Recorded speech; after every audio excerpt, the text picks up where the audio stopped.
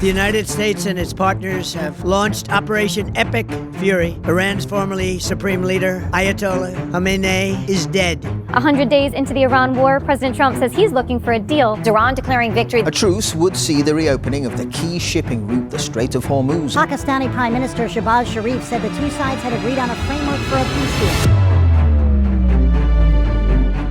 تو دوستو جیسا کہ آپ جانتے ہیں کہ ایران وار اب اپنے کنکلوڈنگ فیز میں انٹر ہو چکی ہے، اور اس کے ساتھ ساتھ انٹرنیشنل میڈیا اور آپ سوشل میڈیا پہ بھی دیکھیں گے تو ہر طرف جو پیس ڈیل ہے اس کی باتیں چل رہی ہیں۔ تو ہمیں یہ بات نہیں بولنی چاہیے کہ پچھلے 100 دن جو اس وار کے ہو چکے ہیں اس نے دنیا کو کیسے بدل کے رکھ دیا ہے۔ تو آج ہم اس چیز کو ڈسکس کریں گے کہ یہ جو وار ہے جو کہ 28 فیب کو سٹارٹ ہوئی، اس نے کیسے جو ورلڈ آرڈر ہے اس کو شیپ اور ری شیپ کیا ہے۔ اس کے ساتھ ساتھ کیا یہ جنگ جو کہ ایک ڈیبیٹ بن چکی ہے، ٹرمپ ایک طرف کہتے ہیں کہ انہوں نے ایران کو زیر کر لیا ہے، یعنی کہ ایران کو جو ہے شکست دے دی ہے، دوسری جانب جو ایرانین میڈیا ہے یا پھر ایرانین لیڈرشپ ہے وہ کہتے ہیں کہ ہم نے امریکہ کو، ایک امپیریل پاور کو جو ہے ہرا کے رکھ دیا ہے۔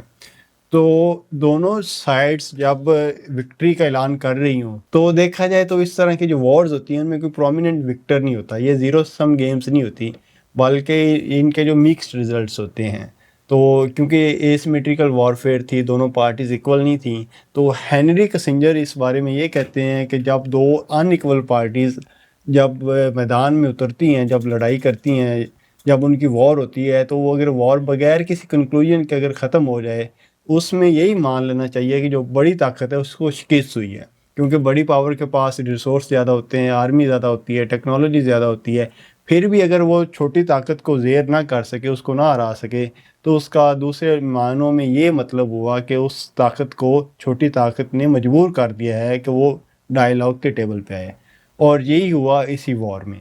تو ابھی جو پاکستان کا رول ہے پوری دنیا اس کی تعریف کر رہی ہے، اور جو ابھی جو نیکسٹ فیز ہے وہ کہہ رہے ہیں کہ 19 جو جون ہے اس کو سوئٹزرلینڈ میں ہوگا، تو اس میں جو پیس ٹاکس ہیں ویسے تو انہوں نے سائن کر دے، جو ایم او یو ابھی جو ایران اور یو ایس کے درمیان ہوا ہے، جس کو پاکستان کے جو ہے انٹیریئر منسٹر جو ہے وہ لے کے گئے تھے ایران میں، تو ایرانین گورنمنٹ نے بھی اس پہ 19 کو سائن کرنے ہیں، تو وہ جو ایم او یو ہے اس پہ اسپیکولیشنس جاری ہیں۔ تو دوستو یہ تو ہمیں اب 19 کو ہی پتہ چلے گا کہ کیا کیا پوائنٹس جو ہیں ڈسکس ہوئے ہیں، کیا نہیں ہوئے۔ آج کی جو ویڈیو ہے اس میں ہم 4 چیزیں ڈسکس کریں گے۔ پہلی چیز ہم یہ ڈسکس کریں گے کہ یہ جنگ کیا انیویٹیبل تھی، کیا یہ ہونی ہی تھی، اور یہ جنگ کیسے اور کیوں سٹارٹ ہوئی۔ اور جو ہمارا دوسرا پوائنٹ ہوگا وہ یہ ہوگا کیا یہ جنگ جو ہے امریکہ ہار چکا ہے۔ ٹرمپ جو دعوے کر رہے تھے کہ ہم ایک پوری سیولائزیشن کو ملیمیٹ کر دیں گے، وہ پھر اب ترلے کرنے لگ پڑے کہ بھائی صاحب آپ اسٹریٹ آف ہارموز کو کھول دیں اور ہمارے ساتھ ڈائیلاگ کریں۔ تو کیا یہ امریکہ جنگ ہار چکا ہے؟ اور جو تیسرا پوائنٹ ہم ڈسکس کریں گے وہ یہ ہوگا کہ کیا پیس ڈیل ہونے کے بعد اس خطے میں امن آ جائے گا، کیونکہ جو اسرائیل ہے وہ اس ڈیل میں ٹانگ اڑائے گا، کیونکہ اسرائیل جو ہے وہ یہ چاہ رہا ہے کہ وہ یہ جو پیس ٹاکس نہ ہوں بلکہ یہ جو جنگ جاری رہے۔ جیسی جنگ جاری رہے گی تو ان کا پرپس یہی ہے کہ ایران کو زیادہ سے زیادہ ویک کیا جائے، اور جو ان کا ایک رول ہے مڈل ایسٹ میں وہ ڈومیننٹ ہو۔ اور جو چوتھا پوائنٹ ہمارا یہ ہوگا کہ جو اس خطے میں جو ڈیوریبل پیس ہے وہ کیسے قائم ہو سکتا ہے، کیا 2 اسٹیٹ سلوشن جو ہے وہ اس جنگ کو ختم کر سکتا ہے۔ تو یہ سب چیزیں آج کی ہم ویڈیو میں ڈسکس کریں گے۔ تو جی ناظرین، اب ہم اپنے پہلے پوائنٹ کی طرف آتے ہیں۔ کلاوزویٹس کہتے ہیں کہ جو وار ہے it is basically continuation of the policies by other means. تو جو پولیٹیشنز ہوتے ہیں وہ خود بخود یعنی کہ وہ وار کو as a weapon of political game use کرتے ہیں۔ وار ان کی چوائس ہوتی ہے، بظاہر تو لگ رہا ہوتا ہے کہ وہ بڑے پیسفل بن رہے ہوتے ہیں اور کہتے ہیں جی ہمیں نوبل پیس پرائز ملنا چاہیے، لیکن جو ان کا ایک ڈارک فیس بھی ہوتا ہے، وہ یہ چاہ رہے ہوتے ہیں کہ وار ہو۔ یہ نہیں ہوتا کہ وار کوئی ایسے سرکمسٹانسز بن جاتے ہیں کہ وار جو ہے انیویٹیبل ہو جاتی ہے، بلکہ یہ چوائس ہوتی ہے۔ جو بگ پاور جیسے کہ یو ایس ہے، یو ایس کہاں سے اٹھا ہے، خود آ کے خود ٹپکا ہے 28 فیب کو۔ انہوں نے جو آپریشن ایپک فیوری کیا وہ ایک ان کی چوائس تھی، یو ایس چاہتا تو اس میں شامل نہ بھی ہوتا۔ تو انہوں نے جو اب ان کے جو سپریم لیڈر تھا ایرانین جو گورنمنٹ کا، ایرانین اسٹیٹ کا جو سپریم لیڈر تھا، اس پہ اٹیک کرنا ایک ایکٹ آف وار تھا۔ آپ ایک کنٹری کے ایک سورن کنٹری کے جو سپریم لیڈر ہے, جو ان کا ریلیجیس لیڈر بھی ہے, پولیٹیکل لیڈر بھی ہے, سوشل لیڈر بھی ہے, ایک بندہ جو ایک سینٹر آف پاور ہے, جس کے ساتھ لوگ ایموشنلی اٹیچڈ ہیں, اور اس کو آپ اس کے گھر میں گھس کے اگر آپ اس کو اسیسینیٹ کر دیتے ہیں تو اس کا کیا مطلب ہوگا؟ اس کا یہی مطلب ہوگا کہ آپ دوسرے کنٹری پہ وار ڈکلیئر کر رہے ہیں. تو ایران کے پاس تو پھر رائٹ ٹو ریٹیلیٹ آ گیا. ایران نے پھر وہی کیا جو کہ ایک سمجھدار قوم کو کرنا چاہیے تھا. انہوں نے سب سے پہلے اسٹریٹ آف ہرمز بند کی. اس کے بعد انہوں نے کہا کہ یہ جنگ ہم اکیلے نہیں لڑ سکتے. تو اگر ایران صرف اسرائیل پہ اٹیک کرتا تو ہو سکتا ہے یہ جنگ ختم ہو چکی ہوتی یا یہ جنگ زیادہ ڈریگ کرتی. تو ایران نے کیا کیا, یو ایس کی جو بیسز تھی مڈل ایسٹ میں اور مڈل ایسٹ ایون باہر بھی, ان پہ اٹیک کیا. تو اس کا ایران کا جو پرپس تھا وہ واضح تھا کہ ہم زیادہ سے زیادہ اس جنگ کو پھیلا دیتے ہیں. جب جنگ پھیلے گی تو پورا خطہ اس کی لپیٹ میں آ جائے گا, اور ایسا ہی ہوا. انہوں نے دبئی پہ اٹیک کیے, دبئی کے ہوٹلس میں اٹیک کیے, بحرین میں اٹیک کیے, قطر میں کیے, کویت میں کیے, ایون سعودی عربیہ میں کچھ اٹیکس ہوئے. تو اس سے کیا ہوا کہ پورا خطہ جو کہ آئل پہ ڈیپینڈنٹ تھا, ٹورزم پہ ڈیپینڈنٹ تھا, اور اس خطے کو یعنی کہ اس میں ایسے شہر تھے جیسے دبئی ہو گیا, ہب آف ٹورزم تھا, ایسے کنٹریز اور ایسے جو سٹیز تھے ان میں ٹورزم بند ہو گئی, لوگوں کا آنا جانا بند ہو گیا. تو بڑی بڑی کمپنیز ہوگی ایویشن انڈسٹری کی, جیسے کہ ایمریٹس ہیں یا فلائی دبئی ہے یا دوسری جو کمپنیز ہیں وہ بھی گلف کی ہیں. تو جو گلف ہے ایک طرح کے انٹرنیشنل جو ہے ایسٹ کو ویسٹ سے ملانے ایک ڈیسٹینیشن بن چکی تھی, ایک مرکز بن چکا تھا. لیکن اس وار کے بعد جو ہوا ہے وہ پوری ہم سب کے سامنے ہے. تو کہنے کا یہ مقصد ہے کہ جو اسرائیل ہے اور یو ایس چاہ تو یہ رہے تھے کہ جو ایران ہے جو کہ پہلے سینکشنز کا شکار تھا, آئسولیشن کا شکار تھا, اس کو ہم اور دبا دیں تاکہ اس خطے میں یعنی کہ مڈل ایسٹ میں یو ایس کو اور اسرائیل کو چیلنج کرنے والا کوئی کنٹری نہ بچے. لیکن ہوا کچھ اس کے الگ ہی. تو کیا ہوا, جب جنگ چھڑی گئی تو وہ جنگ ان کو الٹا ان کے گلے میں پڑ گئی.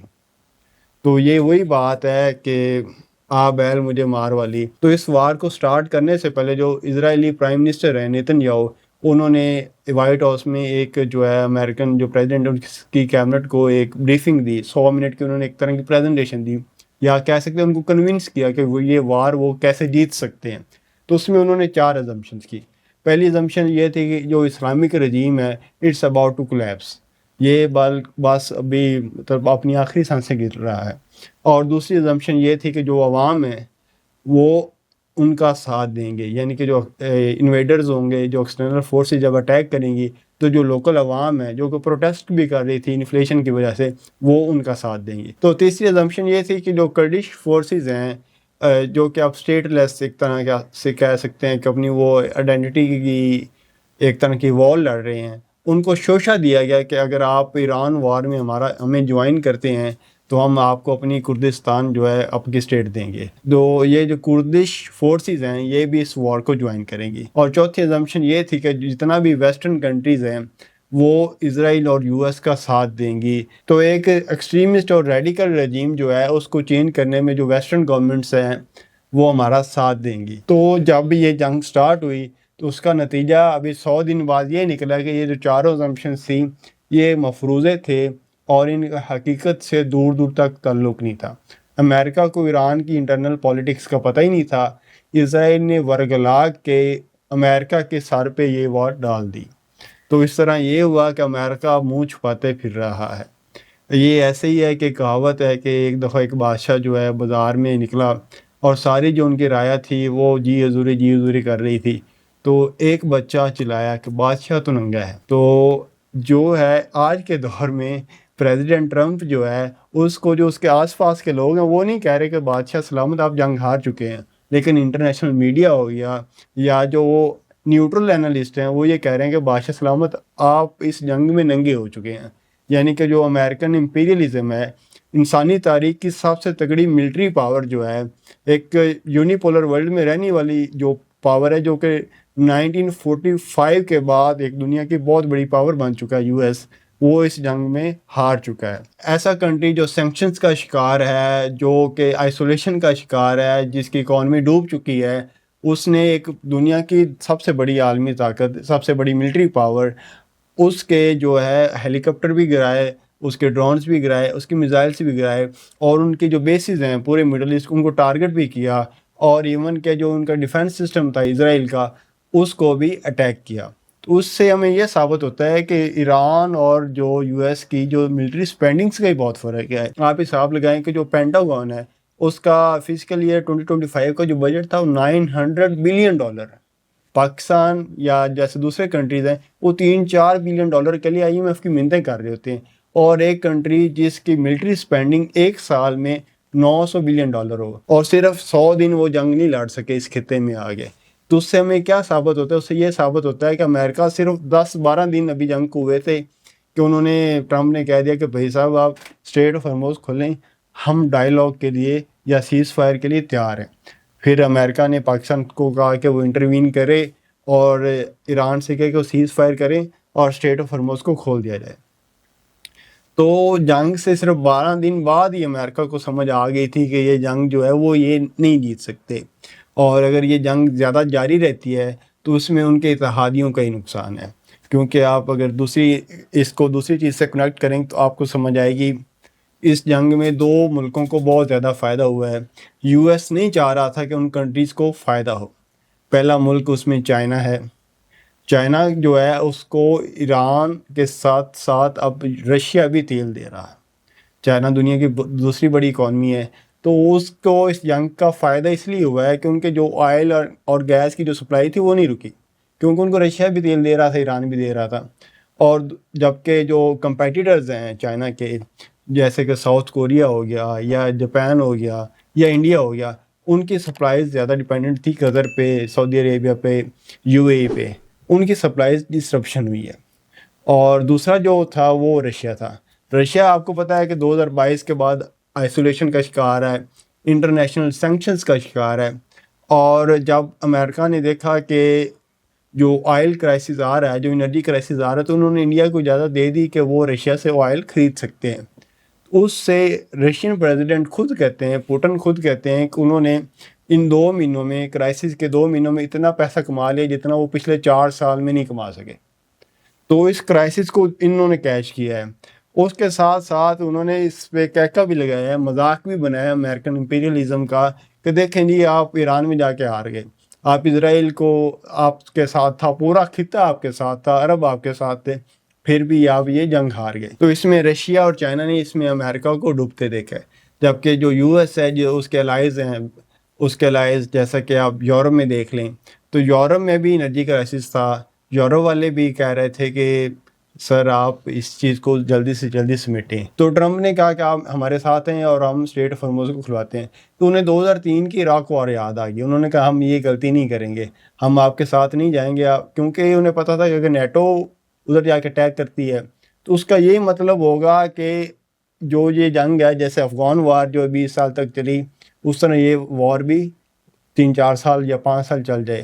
اگر یہ وار اتنا زیادہ عرصہ چل جاتی تو جو یورپ ہے اس کی اکانومی تو بالکل ہی گر جانی تھی. تو یورپینس جو کنٹریز ہیں وہ اب رشیا سے تیل نہیں لے رہے. جو امریکن LNG ہے پرائسز وہ بہت اوپر چلی گئی ہیں, اور ٹرمپ اس پہ خوش ہوتے نظر آتے ہیں. دیکھیں جی ہم نے اپنے تیل کی قیمتیں بڑھا دی ہیں, ہم نے اپنی گیس کی قیمتیں بڑھا دی ہیں. تو جو ایک پاور ہوتی ہے, بڑی پاور, اس نے اپنے اتحادیوں کا بھی دیکھنا ہوتا ہے, ان کا بھی سوچنا ہوتا ہے کہ جو ہمارے ساتھ کھڑے ہیں, جو ہمارا خیال کر رہے ہیں, جو ہمارے ساتھ لڑ رہے ہیں, یا جو ہماری سیکیورٹی امبریلا میں, کیا ان کو نقصان تو نہیں ہو رہا ہمارے ان فیصلوں کا. تو جو پریزیڈنٹ ٹرمپ ہیں وہ اس چیز کا خیال شاید نہیں رکھ رہے. تو اس سے ہمیں یہ ثابت ہوتا ہے کہ جو یو ایس ہے اس کو اس جنگ میں ڈیفیٹ ہوئی ہے. یہ ڈیفیٹ اگر ہو سکتا ہے دیوار پہ نہ لکھی جائے, تاریخ میں نہ لکھی جائے, لیکن امریکہ مجبور ہو گیا کہ ایران کے سامنے گھٹنے ٹیک دے. جب ایک کنٹری مجبور ہو جائے کہ وہ اور جنگ نہیں لڑ سکتا, اس کا یہی مطلب ہوتا ہے کہ وہ جنگ ہار چکا ہے. تو دوستو اب جو تیسرا پوائنٹ ہے وہ بہت زیادہ سگنیفیکنٹ ہو گیا ہے. پوری دنیا اس بات میں اسپیکولیٹ کر رہی ہے, اور جو ورلڈ لیڈرز ہیں وہ اس چیز کو ڈسکس کر رہے ہیں کہ کیا جو اسرائیل ہے اس جو پیس ڈیل ہے اس کو مان لے گا, اس پہ سائن کرے گا. اور جو پاکستان نے ڈائیلاگ کروائے تھے وہ ایران اور یو ایس کے درمیان تھے, اس میں اسرائیل کا کوئی تعلق ہی نہیں ہے, کوئی نہ وہ ایک پارٹی تھی. اسلام آباد ڈائیلاگ میں اسرائیلی کوئی ریپرزنٹیٹیو نہیں ہے, اور جتنا بھی یہ جو پیس پروسیس چلا ہے اس میں اسرائیل انوالو ہی نہیں تھا. ہو سکتا ہے اسرائیل کا US کے ساتھ رابطہ ہو، لیکن اسلام آباد کے ساتھ ان کا رابطہ نہیں تھا۔ حالانکہ یہ جو جنگ جاری تھی وہ بیسیکلی اسرائیل کی وجہ سے جاری تھی، کیونکہ ہم دیکھیں 2022 میں اسرائیل نے ہی غزہ پہ جنگ چھیڑی، اور جو ایران کے پراکسیز تھے یعنی کہ حماس جیسے ہو گیا، جس کو اسرائیل نے ملیمیٹ کرنے کی کوشش کی، جس کو ایلیمینیٹ کرنے کی کوشش کی، وہ بیسیکلی اس کو کون ہتھیار دے رہا تھا، میزائل دے رہا تھا، وہ ایران دے رہا تھا۔ اس کے بعد انہوں نے کہا جی اب لیبنان میں بھی ہم گھسیں گے اور حزب اللہ کا خاتمہ کریں گے، اور جو ہوتیز ہیں جو یمن میں ہیں ان کو بھی ختم کرنے کے لیے جو اسرائیل ہے وہ خفیہ طور پر سیکریٹلی جو ہے وہ UAE کی مدد کر رہا ہے۔ تو یہ جو ایکسس ہے between Iran and its proxies, اس کو اسرائیل توڑنا چاہ رہا تھا۔ تو لیکن ابھی تک تو ہمیں یہی سمجھ آ رہا ہے کہ اسرائیل اس میں فیل ہو چکا ہے، کیونکہ ایران نے کہا تھا لیبنان میں بھی سیز فائر ہوگا، لیبنان بھی جو اس چیز کا حصہ ہے۔ تو لیبنان کے جو آرمی چیف تھے وہ بھی پاکستان آئے، انہوں نے کہا کہ ہمیں بھی آپ اس پیس ڈیل کا حصہ بنائیں، کیونکہ جو لیبنان ہے وہ سمجھتا ہے کہ اگر اس کے اوپر اسرائیل ایک بفر زون بناتا ہے تو اس کا یہ مطلب ہوگا کہ جو لیبنان ہے ہمیشہ ایک وار زون ہی رہے گا، کیونکہ جیسے ہی بفر زونز میں لڑائی ہوگی اس کا الٹیمیٹلی امپیکٹ جو ہے لیبنان بھی ہوگا، کیونکہ جو حزب اللہ ہے وہ ادھر پریزنٹ ہے، وہاں کی ایک پولیٹیکل پاور بھی ہے۔ صرف ایک گوریلا وارفیئر کے طور پہ حزب اللہ نہیں جانی جاتی، بلکہ حزب اللہ کے وہ لوگ ہیں جو عام لوگ ہیں، جو کہ مطلب لیبنیز ہیں، اور ان کے ٹیگ نہیں لگا ہوا، ماتھے پہ نہیں لکھا ہوگا یہ حزب اللہ کے لوگ ہیں، وہ ایک وہاں کی پولیٹیکل پاور بھی ہے۔ اور اس طرح جو حزب اللہ ہے وہ ایک حقیقت ہے، آپ ایک ایک بندے کو چن کے نہیں مار سکتے کہ یہ حزب اللہ کا ہے یا نہیں ہے۔ تو اسرائیل نے یہی سوچا کہ وہ ایک ادھر بفر زون بنا دیں گے، اور وہ ایک طرح کا نو گو ایریا ہوگا، وہاں اسرائیل کی جو ملٹری پریزنس ہوگی ہر ٹائم، اور جیسے کوئی آرمڈ گروپ ادھر آئے گا تو اس کو اٹیک کریں گے۔ تو اس کا یہی مطلب ہے کہ آپ ایک ملک کی جو ٹیریٹری ہے اس کے اوپر اٹیک کر رہے ہیں، اس کو قبضے میں لے رہے ہیں۔ تو اب جو ابھی پیس ڈیل ہونے جا رہی ہے اس میں لیبنان بھی حصہ ہوگا۔ تو بات کرنے کا مقصد یہ ہے کہ اسرائیل جو ہے مجھے نہیں لگتا کہ اس پیس ڈیل کو مانے گا، ہو سکتا ہے وہ پریزیڈنٹ ٹرمپ کے پریشر میں آ کے مان بھی جائے، لیکن جو لانگ ٹرم میں اسرائیل اس چیز کو ڈی اسٹیبلائز کرنے کی کوشش کرے گا، کیونکہ اب اکتوبر میں اسرائیل میں بھی الیکشن آنے لگے ہیں، اور جو الیکشنز ہوں گے اس میں جو نیتن یاہو ہیں ان کی کوشش ہوگی کہ وہ الیکشن میں ایک بگ مین، ایک ایز اے وکٹوریس پرسن بن کے جائیں۔ تو دوسری جانب دیکھا جائے تو US میں بھی مڈ ٹرم الیکشن ہونے ہیں، تو ٹرمپ تو چاہ رہے ہیں کہ مڈ ٹرم الیکشن سے پہلے وہ اس جنگ کو سمیٹ دے، جبکہ نیتن یاہو یہ چاہ رہے ہیں کہ وہ الیکشن ہونے سے پہلے اس جنگ کو اور زیادہ پھیلا دیں، تاکہ جب الیکشنز ہوں تو وہ کہہ سکیں کہ ہم نے گریٹر اسرائیل کا جو پلان ہے اس پہ ہم عمل کر رہے ہیں۔ تو اگر پیس ڈیل ہو بھی جاتی ہے تو اسرائیل اپنے جو اٹیکس ہیں ان کو نہیں روکے گا، کیونکہ جیسے ہی حزب اللہ کا کوئی ایک آدھا میزائل حملہ ہوگا تو اسرائیل اس کو ریٹیلیٹ کرے گا، کاؤنٹر اٹیک کرے گا، اور وہ اس طرح سے جو ہوتیز ہیں انہوں نے بھی ابھی بلاکیج ایک طرح کا لگایا ہوا ہے کہ ریڈ سی سے کوئی بھی اسرائیلی شپ نہیں گزرے گی۔ اگر وہ اس شپ پہ اٹیک کر دیتے ہیں تو اسرائیل کے پاس پھر جواز آ جائے گا کہ جی دیکھیں یہ وائلیشن کر رہے ہیں اس MOU کی، تو اسرائیل اس کو جواز بنا کے پھر اٹیک کر دے گا۔ تو اب غزہ جو ہے اس پہ بھی نیتن یاہو نے کہہ دیا کہ ہم اس کا 70% حصہ جو ہے کنٹرول کریں گے۔ 70% حصہ کنٹرول کرنے کا یہ مطلب ہوا کہ وہ یہ چاہ رہے ہیں کہ جو غزہ از نو مور اے پارٹ آف پیلسٹائن، تو وہ جو ایک اسٹیٹ آف پیلسٹائن ایک ڈسپیوٹڈ ٹیریٹری ہے، اور پوری دنیا یہ مانتی ہے کہ جو غزہ میں جینوسائیڈ ہوا ہے، جو 70-80 ہزار لوگ انہوں نے مارے ہیں، اس کا ان کو جواب دینا چاہیے۔ جواب دینے کے بجائے، اس کو ریکنسٹرکٹ کرنے کے بجائے، پریزیڈنٹ ٹرمپ تو چپ ہیں ہی، اور اس چیز کو موقع جان کے نیتن یاہو نے اب پورے غزہ کو ہڑپنے کا فیصلہ کر لیا ہے، کیونکہ نیتن یاہو یہ جانتے ہیں کہ اسرائیل کی جو ٹیریٹری ہے وہ اس طرح کی ہے کہ وہ پھنسے ہوئے ہیں۔ اگر نیتن یاہو اس طرح سے چھوڑ دیتے ہیں ویسٹ بینک اور غزہ کو ملا کے، اگر ایک انڈیپینڈنٹ پیلسٹینین اسٹیٹ بن جاتی ہے، تو جو اسرائیل کا جو خطرہ ہے، جیسا کہ آپ دیکھ سکتے ہیں، تو جو اسرائیل کا کنسیپٹ ہے اسٹریٹجک ڈیپتھ کا کہ ہم اپنے چاروں طرف ایک بفر زون بنا لیں، وہ ختم ہوتا نظر آ رہا ہے، کیونکہ ایک طرف ایجپٹ ہے، دوسری جانب جارڈن ہے، تیسری جانب جو لیبنان ہے، اور اس کے ساتھ ساتھ اگر انڈیپینڈنٹ پیلسٹینین اسٹیٹ بھی بن جائے، اگر یہ سب ہو جاتا ہے تو جو گریٹر اسرائیل پلان ہے جو کہ ابھی اسرائیلی گورنمنٹ جس کو پرسو کر رہی ہے وہ کنویں میں جاتا ہوا دکھائی دیتا ہے۔ تو دوستو اب ہم اپنے چوتھے پوائنٹ کی جانب آتے ہیں۔ چوتھا پوائنٹ ہمارا یہی ہے کہ جو اس خطے میں ڈیوریبل پیس ہے، جو کہ کوشش ہے اس پیس پروسیس کی، وہ کیسے آ سکتا ہے۔ تو اس میں پوری دنیا کو آپ غازہ وار کے بعد سمجھ آ گئی ہے، جو اسرائیل نے غازہ میں جینوسائیڈ کیا ہے اس کے بعد پوری دنیا یہ کہہ رہی ہے، ایون ویسٹ کہہ رہا ہے کہ جو اسرائیل ہے وہ بہت بڑی رکاوٹ ہے towards peace and stability in the Middle East. تو اسرائیل کو کیسے کام ڈاؤن کیا جا سکتا ہے، اس کا جو سلوشن ہے وہ کیسے کیا جا سکتا ہے؟ وہ سلوشن تب ہی پاسبل ہے کہ جب بیلنس آف پاور ہو۔ اب بیلنس آف پاور تب ہی آ سکتا ہے جب کہ ایک انڈیپینڈنٹ اور سوورن پیلسٹینین اسٹیٹ ہو۔ جو حماس کر رہی ہے یا دوسرے کر رہے ہیں، ویسٹ انہیں پینٹ کر سکتا ہے as a terrorist, but in fact they are the freedom fighters. ایک وہ ایسے لوگ ہیں، وہ اوپر سے نہیں آئے، وہ کسی اور ملک سے کراس کر کے نہیں آئے، کیونکہ عربس تو انہیں جو ہے ڈسکارڈ کر چکے ہیں۔ وہ وہی لوگ ہیں جو جنریشنز سے اپنی نسل در نسل اپنی بقا کی جنگ لڑ رہے ہیں۔ وہ لوگ ہیں جو کہ اسرائیلی جو اگریشن ہے اس کا سامنا کرتے ہیں، اسرائیلی جو فورسز ہیں ان سے گولیاں کھاتے ہیں، پھر بھی جو آزادی کا نعرہ لگاتے ہیں۔ اب 70-80 ہزار ان کے لوگ مارے جا چکے ہیں، پھر بھی وہ ان کو اگر ہم ٹیررسٹ کہیں تو یہ ایک انسانیت پہ ایک سوالیہ نشان ہے۔ تو اس کا جواب یہی ملتا ہے کہ ایک انڈیپینڈنٹ پیلسٹینین اسٹیٹ ہو، جس کو ایون اب ویسٹ بھی مان چکا ہے۔ ایون جو کنٹریز جو کہ جنہوں نے اس مسئلے کو سٹارٹ کیا تھا، یو کے اور جو فرانس ہے، انہوں نے بھی مان لیا ہے کہ یہ جو اس غلطی، جو تاریخی غلطی ان سے ہوئی ہے، اس کو ایک ہی صورت میں درست کیا جا سکتا ہے۔ وہ کیسے کیا جا سکتا ہے؟ یہ کہ ایک انڈیپینڈنٹ پیلسٹینین اسٹیٹ ہو۔ لیکن اب سوال یہی آ جاتا ہے کہ اگر آپ 1948 کا میپ دیکھیں، پیلسٹین کا وار تھا، 1967 کی وار کے بعد اور ہو گیا، 74 کے بعد اور ہو گیا، 2005 کے بعد اور ہو گیا، یعنی کہ جو اسرائیلی اگریشن ہے وہ بڑھتا، ایکسپینشنزم ان کی بڑھتی گئی، اور جو پیلسٹینین اسٹیٹ ہے وہ ٹکڑوں میں ہوتی گئی۔ تو اب جو پیلسٹینین لیڈرشپ ہے وہ چاہتی ہے کہ 1948 والا جو میپ ہے اس کے مطابق ہمیں حصے دیے جائیں، جن میں یروشلم بھی شامل ہے۔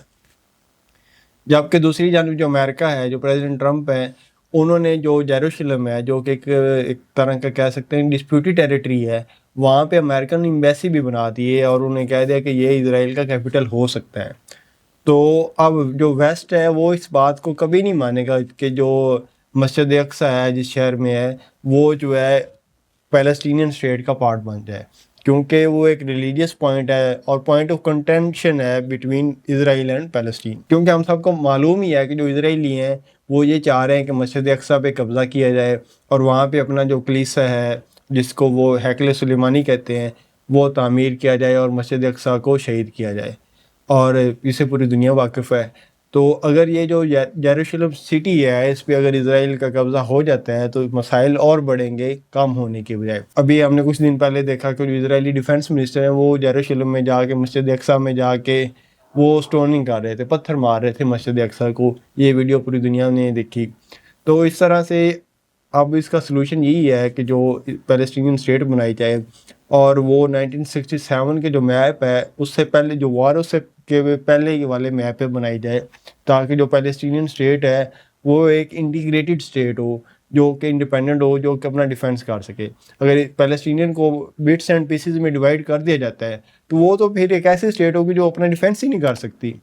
تو جو اسرائیل کو پورا لیوریج نہ دیا جائے، بلکہ بیلنسنگ ایکٹ کے طور پہ ایک ایسی اسٹیٹ بنائی جائے جو کہ اپنا ڈیفینس کر سکیں، اور اس کے ساتھ ساتھ جو اسرائیل کا اب ایگزسٹنس جو ہے وہ ایک تو ناگزیر ہو چکا ہے۔ اسرائیل کو اب وائپ آؤٹ نہیں کر سکتے اس ریجن سے، انہیں بھی اب اسی ریجن میں شاید رہنا ہوگا۔ تو جو میوچل انڈرسٹینڈنگ ہے وہ دو ان پارٹیز کے درمیان تب بھی ہو سکتی ہے جب کہ ایکویٹی کی بنیاد پر، انصاف کی بنیاد پر دو اسٹیٹس بنا دی جائیں۔ تو یہ تب بھی پاسبل ہے جب ورلڈ لیڈرز اکٹھے بیٹھیں اور اسرائیلی پرائم منسٹر کو بھی ساتھ بٹھائیں اور انہیں کنونس کریں کہ mister P M you are the danger to the world peace. اور جو عربز ہیں ان کو بھی دیکھنا چاہیے کہ ابراہم اکارڈ کرنے کے باوجود بھی جو وہ ہیں وہ میزائلوں کا نشانہ بنے ہیں۔ وہ شاید اسرائیل سے ڈر رہے تھے لیکن اب وہ ایران سے بھی ڈر رہے ہیں۔